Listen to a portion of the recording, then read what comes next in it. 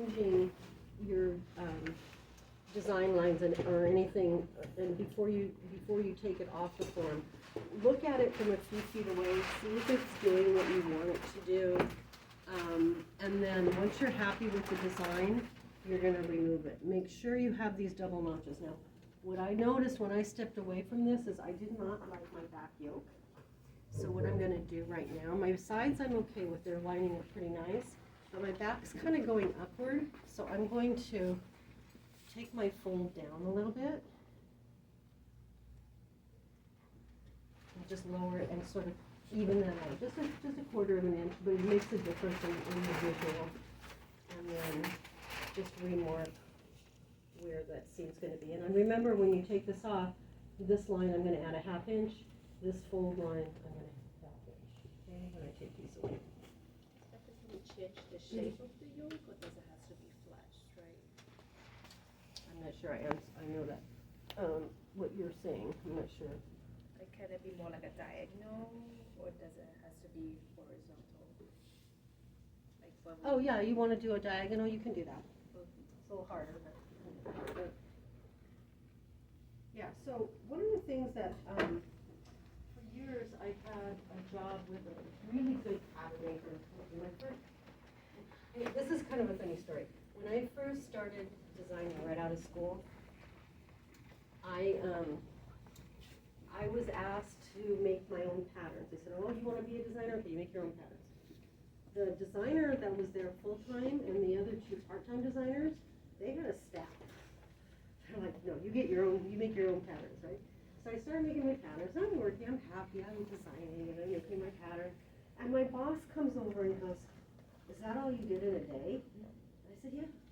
He's like, don't make me patterns. So he gave me a draper and a pattern maker. And the stuff sold like crazy, so he didn't care. So that was, and bottom line, if it sells, they love you. If it doesn't sell, they don't. Yeah, that's kind of how it works. So it's better. So it's better to slow, careful, It's better to good sell work. for your market than yourself. Yeah. When you design for what's going to sell, whether you want to wear it or not. Okay? Because there's a lot of stuff, they sold millions and millions of dollars worth of my products over the years that I would not put over my head. Just, it was not my style. I've never designed for what I want to wear. Usually I design for something that I feel is something that's would look really pretty on someone else. Oh, yeah, then that's good, because you want to sell it. You want to make sure that the market you're designing for, number one, that it's the right look, and number two, that it's the right price. Yeah. Because if it's too cheap or too expensive, if it's not that market, you're not going to sell Neiman Marcus products at JCPenney. I tried. So it doesn't work like that. So you want to make sure that the fabric prices, everything that you do is according to the market that you're working with, right? You know about that, right? No? You don't know about that? That's not your department. Okay.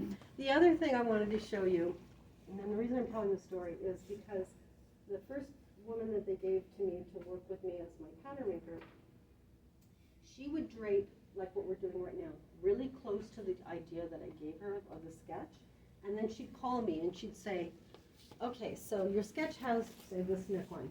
Is this the line you want?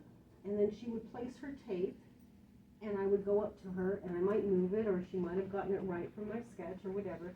And you kind of communicate that way with your staff. And if you don't know what that direction is, they're not going to know how to interpret it.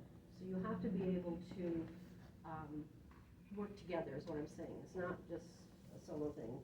First example, I took too long to make the pattern. I am not a pattern maker.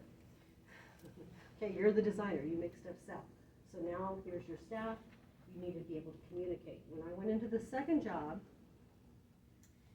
I walked in and I had 2 pattern makers and I had 5 sample sewers. And I walked into the job that day. It's like after 2 years of experience. And my boss said, here's the last collection from the designer before you. And it was like a bunch of samples on a rack. And I said, oh my God, these people are horrible. They don't know how to make a pattern. They don't know how to sew. They don't know how to do anything. And I'm like, what am I going to do? So I start working with these people. One woman was from Taiwan. The other one was from Brazil. And all of the sewers were from Mexico. So their communication, again, wasn't the greatest. Within 3 weeks, they were doing incredible work. They were awesome. It's just that the people giving them the direction didn't know how. And the line sold like crazy. It was everywhere.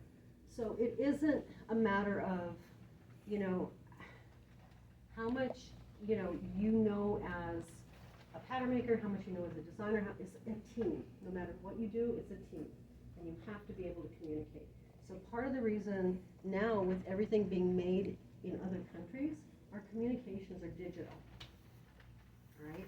So the patterns, for the most part, 2% of our clothing that is sold in the United States is made in the United States. 98% of the clothing is not made in the United States. What does that mean? You're communicating overseas digitally, or Mexico or other countries.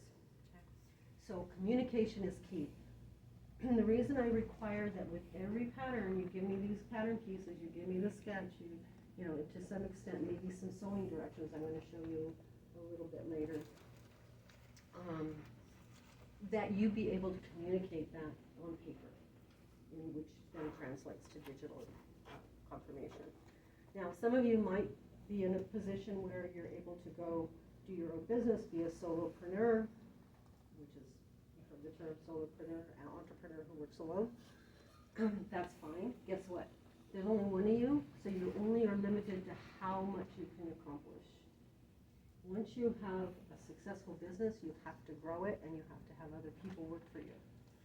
And it's always like, the communication is so necessary to have it be right. I worked with a new contractor last week. It was a disaster. I thought I communicated, but they didn't get it. So it's always a constant communicator. Anyway, they fixed it. It's better now. But the first go around did not. There was too many people playing telephone. Okay, so now what we're going to do is make a pattern, now that I've had that story, just to give you a little insight to industry issues.